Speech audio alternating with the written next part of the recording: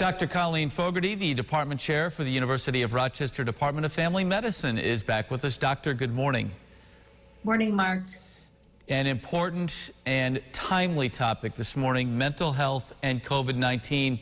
A new study is out. Who put it out, and what are we learning, Doctor? Yes, the Centers for Disease Control and Prevention just issued the findings of a study that was done the last week of June in adults across the United States. And they found that 40% of people surveyed had some symptom of mental health, including anxiety, depression, trauma-related symptoms, or substance abuse. Let's break down the percentages here, because from a percentage standpoint, the numbers, I think it's fair to say, they're alarming. They are. They very much are.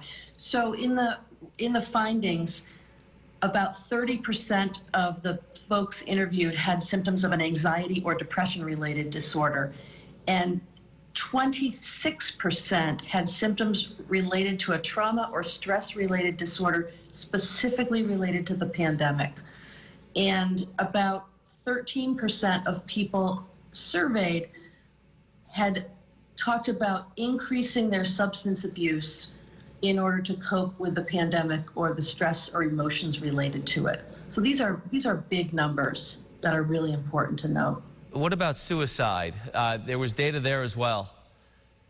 Yes, the percentage of people who seriously considered suicide was 10%, and that was much higher among essential workers as well. What should we be looking for in our loved ones as it relates to signs that they might be in trouble? So for depression, specifically the loss of interest in usual activities, being sad, down, or blue. Anxiety-related symptoms would be inability to control worries, constantly focusing on signs of doom and gloom in the world, over-focus on the pandemic. Be common signs, and any change in behavior. If someone is typically up and ready to go in the morning and they just can't get out of bed, just can't find the motivation, those are all serious signs to pay attention to. Okay, and what about resources available for people if they're feeling this way?